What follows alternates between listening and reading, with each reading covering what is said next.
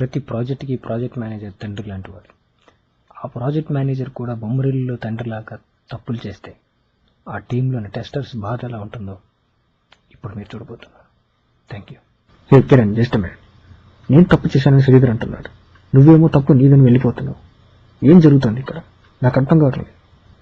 ఏంటి తప్పు? నా టీంలో ప్రతి ఒక్కరూ ఏ ప్రాజెక్ట్ ఇవ్వాలి, ఏ రోల్ ఇవ్వాలని అనుకోవడం తప్ప? ప్రాజెక్ట్ మేనేజర్గా నా టీంకి గొప్ప ప్రాజెక్ట్స్ తేవాలనుకోవడం తప్ప?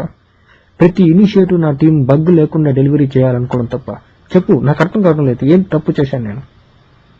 మొత్తం మీరే చేశారు. మొత్తం మీరే చేశారు. చాలు సార్, ఇప్పటి వరకు మీరు నాకు చేసింది చాలు. నా ప్రొఫెషన్లో నేను కోల్పోయింది చాలు సార్, ఇంక వద్దు ప్లీజ్. ఏం కోల్పోయావరా? ఇంకా అర్థం కాలేదా మీకు? ఈ ప్రాజెక్ట్కి వచ్చిన కొత్తల్లో నా దగ్గర ఏముందో ఇప్పుడు ఏం లేదు. అదే సార్ నేను కోల్పోయింది. స్కిల్స్, చిన్న చిన్న టెస్టింగ్ ప్రొయాక్టివ్ స్కిల్స్ అన్ని కోల్పోయాను సార్ మీ వల్ల. మీరు ఎప్పుడు మీ టీమ్మేట్స్ గొప్ప టెస్టర్స్ చేయాలి, గొప్ప లైఫ్ ఇవ్వాలి అని ఆలోచిస్తారు, కానీ నాకేం కావాలో, నేను ఎలా టెస్ట్ చేయాలనుకుంటున్నారో మీకు తెలుసుకోవచ్చు. అడిగిన ప్రాజెక్ట్ కన్నా పెద్ద ప్రాజెక్ట్ ఇవ్వడంలో ఉన్న సాటిస్ఫాక్షన్ మీకు తెలుసు సార్, కానీ కోరుకున్న ప్రాజెక్ట్ టెస్ట్ చేయలేకపోతే ఉన్న బాధ మీకు తెలుసు సార్, నాకు తెలుసు. అసలు నాతో మాట్లాడితే కదా సార్ మీకు తెలిసేది ఈ ప్రాజెక్ట్ నాకు ఇష్టమో లేదో. ఏదైనా ప్రాబ్లం ఉంటే నా టీమ్మేట్స్ ని పిలిచి మాట్లాడతారు. నాతో మాట్లాడండి సార్, నన్ను చూసి మాట్లాడండి సార్, నాతో ఫ్రెండ్లీగా ఉన్నాడు సార్. ఈ మాట ఎప్పుడు నేను కదరా అంటాను.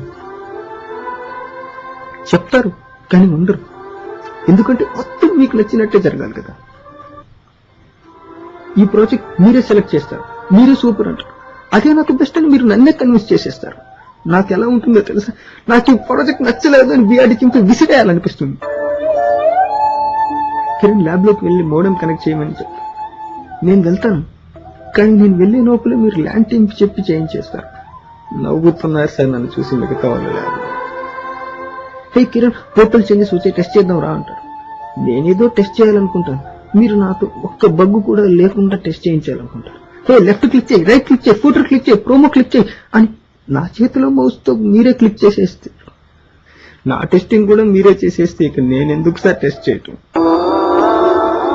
ఆఖరికి లాగిన్ కావటానికి సైన్ ఇన్ బటన్ క్లిక్ చేయాలని కూడా మీరే చెప్తే టెస్టింగ్ చేయలేకపోతున్నాను సార్, చేయలేకపోతున్నాను.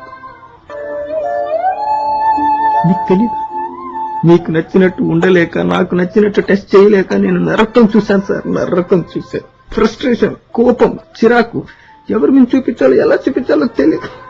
చివరికి ఒకరోజు ఇంట్లో నా వైఫ్ ను కూడా యాడ్ చేశాను. ఆ రోజు నుంచి తను పుట్టింటికి వెళ్ళిపోయింది. She is gone. ఇంతవరకు రాలేదు, ఇక వస్తుందన్న నమ్మకం కూడా నాకు లేదు. అసలు నేను ఎందుకు ఇలా ఉన్నానో నా వైఫ్ కే తెలియకపోతే శ్రీధర్కి ఏం తెలుస్తుంది సార్? ఈ టీంలోకి వచ్చినప్పుడు శ్రీధర్కి నేను ప్రామిస్ చేశాను, నేను ఒక బెస్ట్ టెస్టర్ని అవుతాను. ఇప్పుడు అదంతా పోయింది, ఇట్స్ గాన్. ఇప్పుడు నేను ఏం చేయమంటాను సార్? కొత్త క్లయింట్ దగ్గరికి వెళ్ళి వాళ్ళ ముందర టెస్ట్ చేయాలి కదా? టెస్ట్ చేస్తాను, కానీ ఒక్కటి చెప్తున్నాను సార్, ఇప్పటి వరకు నేను పనిచేసిన ఈ SIT, UIT, PL environments, coffee projects వాటికి తెలియదు సార్ నాకు అవి నచ్చవని. కానీ ఇప్పుడు నేను టెస్ట్ చేయాల్సింది ఒక క్లయింట్ దగ్గర సార్. ఏదో ఒక రోజు వాళ్ళకి తెలిసిపోతుంది కదా నాకు ఆ ప్రాజెక్ట్ ఇంట్రెస్ట్ లేకుండా టెస్ట్ చేస్తున్నాను. ఆ రోజు టెస్టింగ్ బాగా చేయట్లేదని వాళ్ళు కంప్లైంట్ చేస్తే మీరే బాధపడతారు. ఇప్పటిదాకా ఒక ప్రాజెక్ట్ మేనేజర్గా మీరు గెలిచాను అనుకుంటున్నారు కదా, కానీ మిమ్మల్ని గెలిపించడానికి 24 నెలలుగా నేను ఓడిపోతూనే ఉన్నాను సార్, ఓడిపోతూనే ఉన్నాను. ఇలాగే ఓడిపోతూ ఉంటే ఏదో ఒక రోజు ఏంట్రా నా ఎక్స్పీరియన్స్ అని వెనక్కి తిరిగి చూస్తే నా ఎక్స్పీరియన్స్ మొత్తం మీరే ఉంటారు. అందులో నేను ఉండను సార్, నేను ఉండను. ఇన్నాళ్ళు నేను హ్యాపీగా టెస్ట్ చేయలేదు సార్, హ్యాపీగా టెస్ట్ చేయడానికి ట్రై చేశాను. ఇక ముందు కూడా అలాగే ఉంటాను. నాతో రిక్వెస్ట్ సార్, నాకు నచ్చని ఎన్విరాన్మెంట్ ప్రాజెక్ట్స్ ఇచ్చి నన్ను టెస్ట్ చేయమని చెప్పొద్దు సార్, ప్లీజ్.